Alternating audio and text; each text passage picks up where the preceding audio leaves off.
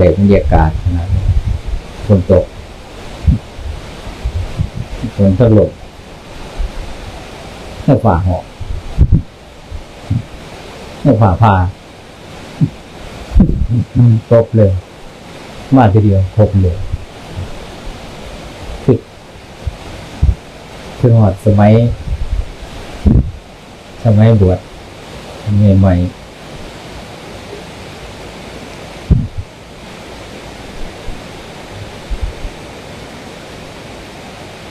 ภาวนาตะกี้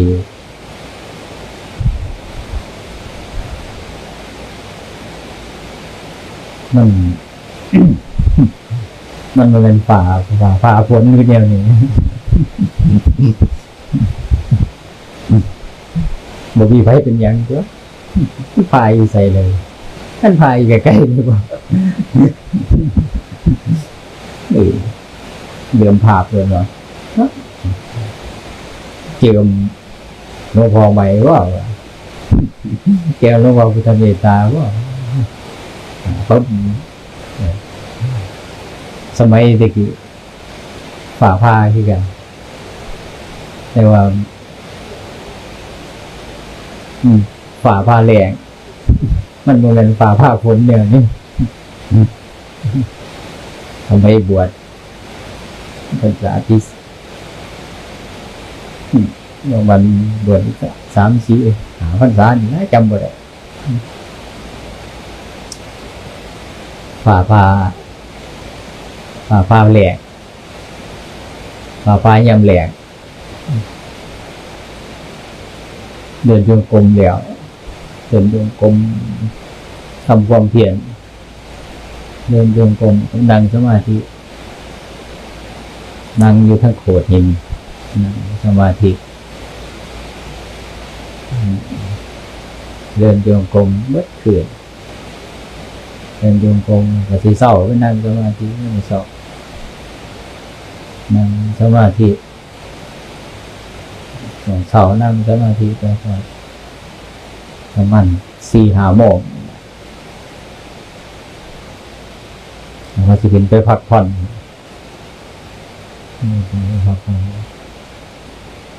ถ้าในเก่าค้าขึ้นบันไดมือเราสิจับเล่าบันไดแต่มันเป็นนาหอนมันเป็นนาแหลงนะว่าฝนประตูวิทยาว่าเป็นนาฝนฝ่า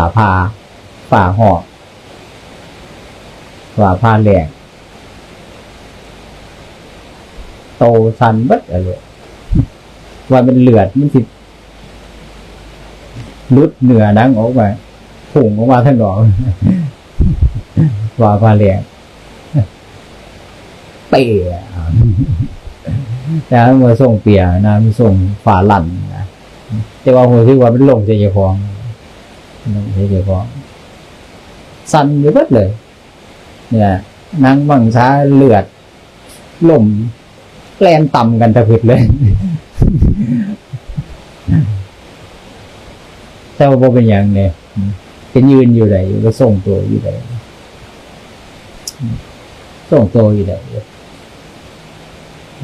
แต่ว่าขาดได้ร่างกายอาจจะเป็นเลือดว่าจะเป็นเนี้ยปั่นป่วนเบิดเลยส้นกันเบิดเลยตึงต่างโตจากสายไปขั้วจากขั้วไปสายจากลงจากบนลงล่างไปก็สู่ร่างกายเลยโอ้ตั้งสติบ่เป็นอย่างเลยว่าแล้วหัวซื้อกล่องอยู่ในหูเสียงฝ่าหองมันกล่องอยู่ในสมองเสียงฝ่าพามันกล่องอยู่ในสมองโดนเติมเลยตั้งสติอยู่โดนเติมเศร้าเอามันเกือบถึง5 นาทีเวลาเลือดลมมันส่นกันถาดมันส่นกันอยู่ข้างในเปียงปังอยู่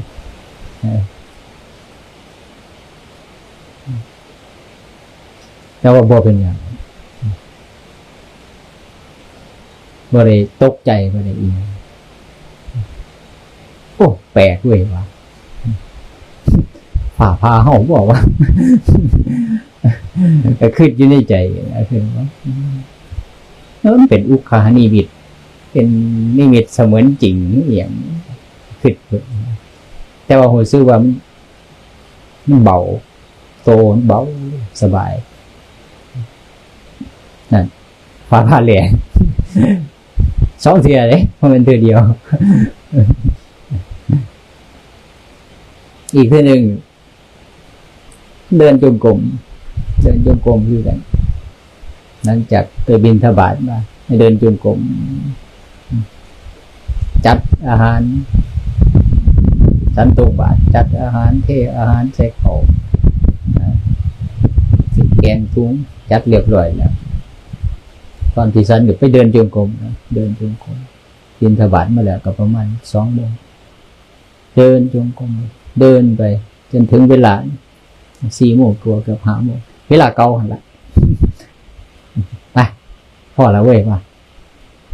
เมื่อยแล้วพอเบิดแห้งก็เลยสิขึ้นไปสันเขานั่งเปิดบาตรพิจารณาอาหารนี่กินเพื่อประทังชีวิตเฮาอีตัวเดินจงกรมเมื่อยมากินเขามาสันเขาเพราะร่างกายได้มีแห้งอาหารนี่กินลงไปก็เป็นเนื้อเป็นหนังบำรุงร่างกายให้ตั้งอยู่ได้สุดท้ายอาหารนี่ก็เปื่อยออกมาเป็นขี้เป็นเหงื่อเป็นพลังงานก็สูญไปชีวิตนี่แต่ละมื้ออยู่ได้อย่างอาหารนี่คือพิจารณาเป็นของปฏิกูลเป็นของยั่งชีวิตให้สืบเนื่องเรื่อยธาตุขันธ์ร่างกายนี่ก็อยู่ได้เพราะอาหารซั่นนี้นะคือถ่ายก็เป็นของปฏิกูลอาหารก็เป็นของปฏิกูลร่างกายที่รับอาหารก็เป็นของปฏิกูลคือกันคือสำหรับล่ะมารอบ2มาไปเป็นคือเก่าคือกันอาการเก่าคือกันแต่ว่าหันบ่แห้งคือเธอเหลี่ยก็บ่แห้งคือเธอเหลี่ยตั้งสติได้แต่ว่าก็เป็นคือเก่าในหัวในเกาะอยู่เสียงฝ่าผ่ามันบ่เซาเถื่อสายส้นหัววิ่งหวางอยู่ข้างในหัวคือสิเป็นลมแต่ว่าบ่เป็นลมคือสิลมแต่ว่าบ่ลมเป็นจังซั่นเด้คือกันก็บ่หันน่ะเตะฝ่าพอเป็นลมเสียสละบ่เมียนเป็นลมใส่ลมจะพ่นบ่แต่บ่เป็นหยังส่วงคือหัวใจมันทักแกะแต่ว่าบ่เป็นหยังบ่ตกใจบ่ได้เป็นหยังเนี่ยบ่เป็นคือฝ่าพาคนแล้วบ่เป็นหยังแล้วก็ถามครูบาอาจารย์ภาวนานำกัน2-3 องค์ถามอาจารย์ว่านผ่าพายมันพายอยู่ไสเพิ่นก็ว่าบ่เป็นหยังบ่คือเป็นหูนะบ่เป็นหยังเด้อล่ะคั่นว่าแต่ก็มีอาการอยู่เพิ่นว่าโอ้เพิ่นว่าภาวนาจนฝ่าพาเนาะเพิ่นว่าครูอาจารย์ภาวนาคักแก่ภาวนาจนฝ่าพาเพิ่นว่าแต่ก็บ่เป็นหยังนะถือว่าเป็นเรื่องที่น่าอัศจรรย์คือกันแต่คนตกฝ่าห้องบ่ได้ย้านตายก็ตายคนที่ตกฝ่าสิห้องก็นั่งสมาธิบ่ลุกบ่ไปไส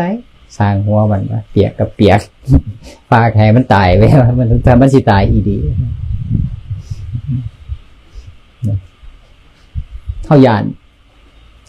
ยันกระสางเขายันทุกข์ยันอยากยันลำบากยันหิวยันเจ็บยันไข้ยันปวดก็คือยันไปหาตายแบบนั้นแหละการภาวนา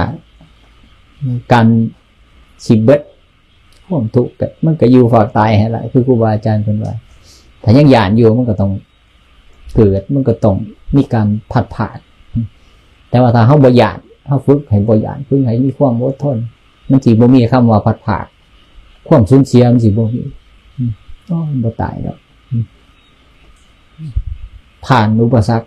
ต่างๆด้านหน้าเด้ครูบาอาจารย์ผู้ชานของเฮาโอ้ยทุกข์ยากลำบากอยู่ป่าอยู่เขากินเหี่ยวคือกันกับกบปุ่นเด้ถ้าว่าน่าจะเหี่ยวเป็นเลือดมันได้หลวงพ่อมันธรรมดาเด้หลวงพ่อชานั่งเบิดมือเบิดเพื่อน นั่งเห็นเป็นเหี่ยวออกมาอยู่เป็นเลือดมันบ่ได้ถ่ายมันบ่ได้ถ่ายเทแต่ก็บ่เป็นหยังแล้วก็ตายอย่างผีกับพี่อยู่ปราสาทเฮียนตีนกับคอแค่กับผีเบิดโดดนั่นมันหยานแต่ว่าก็อยู่กับความหยานสู้กันไปเกิดความเคยชินหยานหิวก็อดจังซั่นมันสิตายอยู่บ่มันว่าสิอดให้มันบรรลุคือว่ามันเป็นอย่างดอกอดเบิ่งว่ามันหยานเบิ่งเวทนาสู้กับเวทนาอดทนฝึกความอดทนเอาไปว่ามันเกิดความเคยชินมันก็บ่ย้านทุกขเวทนามันเกิดขึ้นมาไม่ว่าความหยานมันเกิดขึ้นมาก็บ่หยานบ่เป็นอย่างดอกความทุกข์ตัวนี้มันอยากด้วยแล้วมันเกิดความทุกข์ขึ้นมามันบ่อยากทุกข์ว่าเหตุให้เกิดทุกข์ก็คือตัณหาความบ่อยากมีบ่อยากเป็นนั่นเองฝึกปฏิบัติจังซั่นบ่สำออยนะฝึกให้บ่สำออยนะความสำออยเพิ่นเรียกว่าราคะคืออยากได้แต่สุขอย่างเดียวแต่เฮาก็หาความสุขทับมันไว้ซื่อแต่ว่าท้ายที่สุดมันแสดงขึ้นมาเฮาสิหาทางออกจากมันบ่ได้มันสิมีแต่ความห่วงในความสุขห่วงในโลกห่วงในกรรมคุณยามใดมันสิขาดมันอีหลียามเฮาเฒ่ายามเฮาชรายามเฮาบ่มีกำลังมันสิเกิดความห่วงความอาลัยความโศกความลำไรลำพันธ์ความคับแค้นใจความไม่ได้ดังใจมันก็จะมาลุ่มเฮาถ้าเฮาบ่หัดเฮาบ่ฝึกปฏิบัตินี่แหละเคยเห็นตัวผู้เฒ่าบ่เข้าวัดเขาว่าตัวแต่เป็นแต่เฮาเองผมว่าท่านเขาว่าเฮารู้สึกว่าเฮาห่วงหลายหรือว่าเฮากังวลหลายหรือว่าเฮาลุ่มหลอนหลายแต่เฮามาคอยปฏิบัติคัดเก่าแล้วเฮารู้สึกว่าเฮานิ่งขึ้นใจเฮามันเย็นขึ้นเฮาบ่ห่วงหลายบ่กังวลหลายมันก็แฮงยิ่งเฮ็ดให้เฮาใจเฮาเนี่ยมันเป็นปกติหลายขึ้นบ่ได้ลุ่มหลอนบ่ได้กังวลบ่ห่วงหามันก็แฮงเฮ็ดให้เฮาเก่งขึ้นใจของเฮามันสูงขึ้นกว่าคนธรรมดาปุถุชนคนธรรมดานี่ต้องมีการฝึกการปฏิบัติถ้าอยู่ทงอยู่ทาสิเสียงกบกับโบโหว่ามันห่องว่ามันเหี้ยมันบอกภาษาเอียงเสียงเขียดมันห่องกับโบโหเขาโบโหว่ามันบอกเอียงเสียงนกห่องเขากับโบโหว่ามันบอกเอียงเนี่ยการปฏิบัติคือกันเฮาสิพ้นออกจากความทุกข์หรือว่าเฮาสิบ่กังวลก็คือ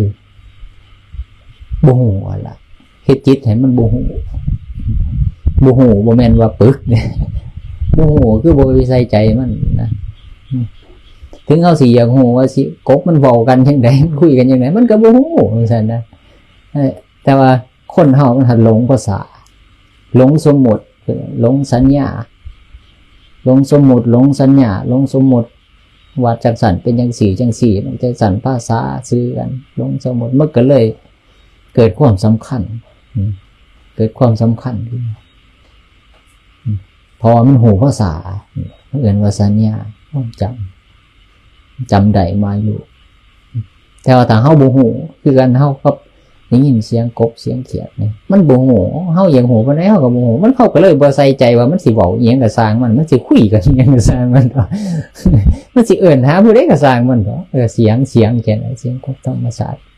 นี่มันเกิดให้เฮาบ่ได้ไปคิดนำมันนะบางทีถ้าเฮาฮู้ว่ามันเป็นทุกข์นี่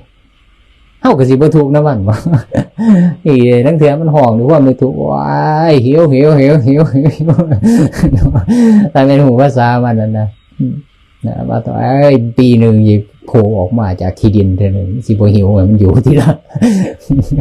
กินแต่เหี่ยวเจ้าของนี่เขาไงแต่ว่ากัดคนบัดนี้ว่าซื้อภาษากันนี่โอ้ยลำพ่ำบนออกมา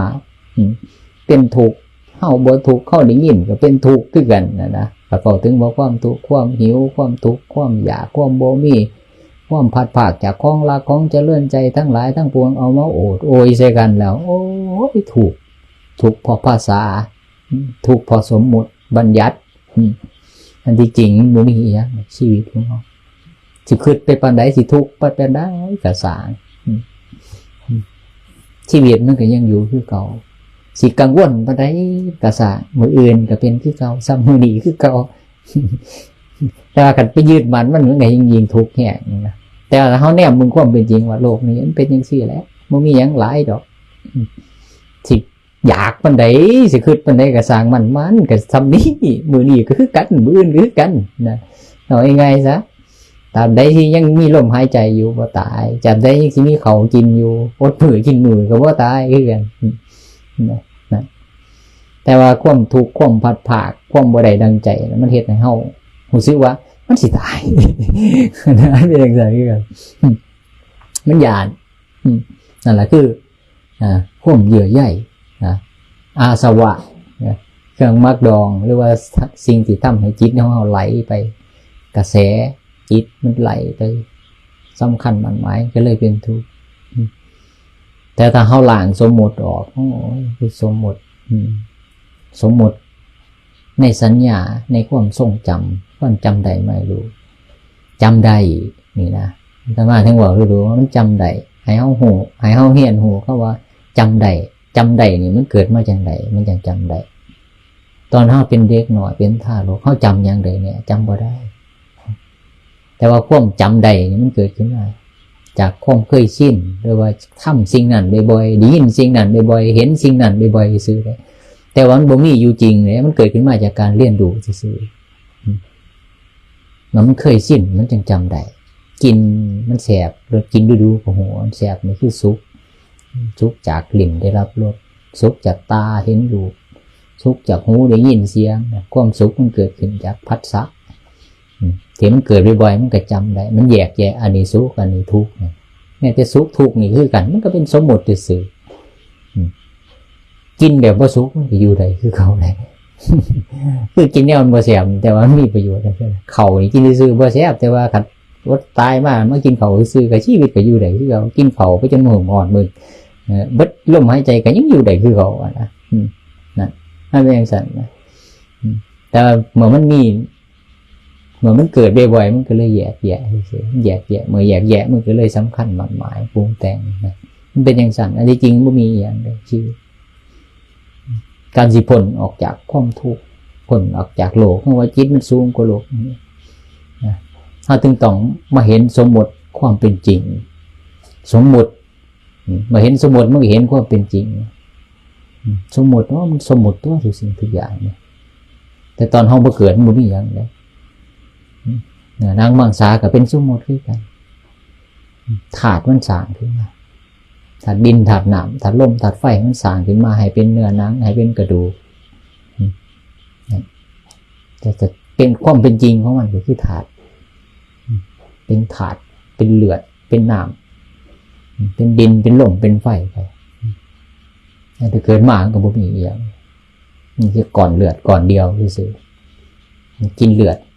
อาหารกินอาหารน้ำแม่น้ำสายลกก็คอยมีอวัยวะเกิดขึ้นมาบ่มีอย่างคือถาดแท้เด่นเกิดแท้ตอนนั้นมันบ่มีความทรงจำมันบ่มีความสุขบ่มีความทุกข์บ่มีความนึกความคิดบ่มีอารมณ์ยังมาปรุงแต่งเหตุที่มันมีเพราะมันเกิดขึ้นมาแล้วมันออกจากคันมาแล้วมันมีหูมีตามีลิ้นมีการสัมผัสนี่มันก็เลยเกิดความสุขความทุกข์เมื่อเกิดความสุขความทุกข์ขึ้นมาแล้วมันก็เลยจำได้เลยแต่ว่ามันเกิดขันธ์หามันเกิดขันธ์หาอะไรก็เรียกว่าคะแนนเกิดอยู่ในขั้นมีจะขันมีขันเดียวมีสี่ขันอยู่ในขั้นพวกมีสี่ขันอยู่ดีๆก็มีขันหาเกิดขึ้นมาคือความรู้สึกมีธาตุดินธาตุน้ำธาตุลมธาตุไฟหมุนเวียนปรุงแต่งแล้วมันก็เกิดวิญญาณคือความรู้สึกคือลมอัศสาสะปัสสาสะลมเข้าลมออกลมหมุนเวียนมันก็เลยเกิดคำว่าชีวิตวิญญาณมีการถ่ายเทมีชีวิตมีวิญญาณมีขันธ์หาครบแล้วดวงจิตจึงมาอยู่ก็มีความรู้สึกได้รับทุกข์บ้างสุขบ้างห่อนบ้างเย็นบ้างอยู่ในขันธ์ก็เลยเกิดการขยับขยายอยากสิตีนขี้กันว่ามันอยู่ในขันธ์นะ มันไม่อยากที่ตีนขี้มันมีกำลังมันก็ค่อยตีนนะมีแต่เนื้อมีแต่หนังนิ่มๆอยู่ในคันค่อยๆตีงเมื่อตีงบ่ได้ปุ๊บสัญชาตญาณมันก็เลยสร้างของแข็งขึ้นมาคือกระดูกจริงค่อยๆงอกออกมาอยู่ข้างในเพื่อสิอยากสนองความอยากที่ขยับขยายอยู่ไป7 เดือน8 6 5 เดือน6 เดือน6 เดือนกระดูกเริ่มแข็งแล้วตีงได้รู้สึกว่าดินได้7 เดือน8 เดือน9 เดือนแข็งแรงแล้วบัดแข็งแรงแล้วหัวแข็งแรงแล้วขยับดูมันตีงดูถาดไฟมันแห้งถาดลมมันแห้งมันก็เลยเกิดเป็น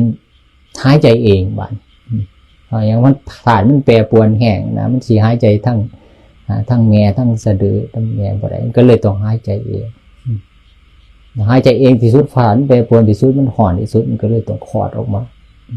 คลอดออกมาแล้วก็มาหายใจเองหายใจเองได้แล้วบ่แม่นว่าสิกินเองเป็นได้บ่กินนมกินน้ำนมกินข้าวกินข้าวก็ต้องสอนให้กินแม่สอนให้กินกินนมก็แม่สอนให้กินกินไปกินมาก็หูรสชาติอันนี้ถ้าบ่กินหิวห้องไห้บ่ฮู้หิวซื่อๆบ่ฮู้บ่หากินเองบ่ได้แม่เอานมมากินเอาข้าวให้กินก็ฮู้มันถูกแล้วก็ต้องกินนั่นคือเรียนรู้ไปเลยก็หูจะกินผมจะกินไงคิดว่าแนวของผมจะเลือกมันค่อยๆเรียนรู้ขึ้นมาขันหามันค่อยๆเกิดขึ้นมามีรูปมีมหาภูตรูปสี่ดินน้ำไฟลมทำสภาวะกันมันก็เกิดเวทนาเพื่อมันเกิดความสุขความทุกข์เมื่อรูปปรุงแต่งเวทนาปรุงแต่งบ่อยๆมันก็จำได้เพื่อนเอื่นว่าสัญญาคือความจำได้หมายรู้เมื่อมีรูปปรุงแต่งเวทนาปรุงแต่งมีการจำได้หมายรู้ความนึกคิดแยกแยะเพื่อนว่าสังขารมันก็จึงเกิดขึ้นมานะมีสังขารมันก็มีวิญญาณมีความรู้สึกนะมีความรู้สึกเขื่อนข่อยมีความรู้สึกขยับขยายเดินนะเสนอว่ามีชีวิตชีวามีวิญญาณขันหามันยังค่อยๆเกิดขึ้นมามันโมเมนต์เกิดพึบขึ้นมาทีเดียวเป็นตัวเป็นตนแต่มันเหตุมีจังสี่จึงเกิดขึ้นมีเหตุมีอันนั้นจึงเกิดขึ้นก่อนเกิดจังสั่นคนว่ามันโมเมนต์ตนโมเมนต์ตัวโมเมนต์ตนมันเป็นอนิจจังมันแปรเปลี่ยนอยู่แล้วก็มันเป็นสภาวะแห่งความทุกข์เมื่อมันแปรเปลี่ยนมันก็เลยทนบ่ได้จิตนี่มาอยู่น้ำมันมาอยู่น้ำเขาก็เลยทนบ่ได้แต่เหตุแห่งความทุกข์คือความยึดมั่นความหลงความโมโหความเป็นจริงแล้วถ้าเข้าฝึกหูความเป็นจริงเนี่ยอาศัยสมาธิภาวนาเบิ่งสิคือความหูความเป็นจริงแล้วมันก็อยู่น้ำกันคือเก่า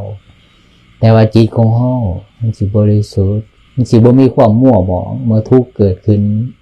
ทุกข์จากความหิวทุกข์จากความใดดังใจความบ่ใดดังใจทุกข์จากของมีของเป็นทุกข์จากความพัดภาคทั้งหลายมันเกิดขึ้นเฮาสิบ่ได้ว่าของเฮานะบ่ได้ว่าของเฮาเป็นของอาศัยซื่อทุกข์จากความแก่เกิดขึ้นทุกข์จากความเจ็บทุกข์จากความตายมาถึงเฮามันก็มันก็ธาตุมันตายมันพัดภาคไปจิตของเฮามันก็เกิดปัญญาเกิดหูความเป็นจริงก็เป็นเรื่องธรรมดาเรามีพัดภาคเป็นธรรมดาเรามีความแก่เป็นธรรมดาเรามีความเจ็บเป็นธรรมดาเรามีความตายเป็นธรรมดาเราจักปรากจากของรักของเจริญใจทั้งหลายเป็นธรรมดาเท่าคือจริงสิเห็นเป็นธรรมดาเนี่ยเท่าโบหูจริงยังอันนี้อยู่แต่ว่าเขาคิดสำนีซื่อนะคิดซื่อเขาก็สบายใจแล้วนะแต่คืนน้ำธรรมะคืนน้ำพุทธเจ้าแต่คิดถึงห่วงนั้นบ่ธรรมดาดีกว่านี่มันละเพื่อนว่าถูกวิชาความโบหูในสันขันหามันก็เลยเป็นทุกข์แล้วถ้าเขาเรียนดูค่อยๆศึกษาไปเรื่อยๆฟังธรรมปฏิบัติธรรมไปเรื่อยมันก็ค่อยแจงออกมันก็เรื่อยกลายเป็นเรื่องธรรมดาเห็นสมมุติตามความเป็นจริงนะมองดีมองทางอย่างสี่เป็นทางแห่งความพ้นทุกข์เป็นทางแห่งความดับทุกข์ได้จริง แล้วก็บ่เป็นเรื่องว่าเฮาสิบอกกันแล้วให้มันโหมันเป็นเรื่องของการภาวนาคือการคิดให้มากทำให้มากเฮาคิดให้มากทำให้มากแล้วจิตใจของเฮามันพ้นออกจากความทุกข์มันก็เป็นเรื่องของเจ้าของเรื่องของปัจจัตตังมันเป็นอาหารถ้าเป็นอาหารก็เป็นของทิพย์คิดย่ำใดมันก็เป็นทิพย์จิตมันเป็นทิพย์จิตเป็นทิพย์หมายความว่าอย่างไรมันอิ่มมันพอมันบริสุทธิ์มันเป็นความอัศดงพุทธเจ้าถึงเปรียบคือกันกับความอัศดงคือการคิดพิจารณาสิแหละเป็นการเจริญสติปัฏฐานสี่พุทธเจ้าบอกว่าหนทางนี้แหละเป็นหนทางแห่งความดับทุกข์โทมนัสอุปาญาตเป็นทางแห่งความอัศดงคดดับซึ่งกิเลสความมัวหมองเอาเฮ็ดภาวนาสิเอาสิบ่หวั่นไหวบ่หวั่นไหวในโลกธรรมบ่หวั่นไหวในเรื่องของความแก่ความเจ็บความตายความโศกความลำไรความพัดผากอารมณ์ความรู้สึกต่างๆมันเกิดขึ้นขันธ์ห้ามันปรุงแต่งอยู่เฮาสิบ่ได้หวั่นไหวนะมันโลกของเฮาเองกับขันธ์ห้าของเฮาเองเฮาสิบ่หวั่นไหวนะมันโลกภายนอกนี่แห้งสบายบ่ต้องมีอีหยังเลยบ่ต้องไปคิดว่าจังซั่นจังซี่มันสิบ่ไหลตามกระแสของโลกคนเฮาผู้มือสรรพสัตว์ผู้มือบ่ว่าแต่เรื่องของเจ้าของดอกเรื่องของผู้อื่นมันก็เดือดร้อนไปเบิดผู้มือเพราะมันห่างหายจากธรรมะของพระพุทธเจ้าเขาวัดเขาว่าก็เอาแต่ทานบ่ได้ฟังเทศน์ฟังธรรมทำบุญอยากจะทำบ่ถือจ้อยจังซั่นเฮ็ดไปเฮ็ดมาก็บ่มีประโยชน์ศาสนาบ่มีประโยชน์เพราะมันบ่ถึงแก่นของมันให้ท่านก็บ่ได้ถึงธรรมบ่ได้ถึงศีลเอาสำนั้นล่ะเฮ็ดตามความเชื่อไปซื่อๆเอาไปเอามาก็เลยเห็นว่ามันบ่มีสาระธรรมะของพระพุทธเจ้ากลายเป็นของบ่มีสาระทั้งที่มันมีสาระมีประโยชน์มากที่สุดจังซั่นมันเข้าบ่ถึงของเฮามันเข้าถึงหยังได้ให้ทานได้สร้างบุญกุศลได้สร้างคุณงามความดีแล้วใจมันอ่อนใจมันหนอมมันได้เข้าถึงธรรมะได้เข้าถึงการปฏิบัติสิ่งบ่เคยโหมันก็ได้โหสิ่งบ่เคยสัมผัสมันก็ได้สัมผัสจังซั่นเพิ่นเอิ้นว่ามันเกิดประโยชน์สูงสุดทานก็ได้ให้ศีลก็รักษาภาวนาก็ได้เฮ็ดหัดปล่อยละปล่อยวางมันดีเลยเด้มันดีแล้วเดี๋ยวมีวัดมีวาเฮาได้สร้างวัดสร้างวาแล้วก็เฮาก็ได้เปรียบเสมือนกันกับวานเขาเรียกว่าปลูกกกใหม่ปลูกผลไม้เฮาปลูกแล้วเฮาก็ได้กินซั่นน่ะเฮ็ดเองกินเองอยากกินหยังปลูกเอาเฮ็ดเอาบ่ต้องไปเสียเงินซื้อบ่ต้องไปฝากพี่ว่าใครว่าปีนี้พ้นสิแลงเกิดพันธุ์ธัญญาหารมันบ่ดีมันสิอัตคัดกัดแข้งบ่เฮาเฮ็ดกินเองเฮาปรุงกินเองได้ผลประโยชน์ของเฮาเองของไผของมันนั่นแหละพ้นโตกเนาะใช้เวลาด้วยเนี่ยบ่เว้าหลายดอกเอาซ้ำนี้ล่ะเดี๋ยวต่อไปว่าบูชาดอกไม้เทียนจะลงใหม่ๆเนาะ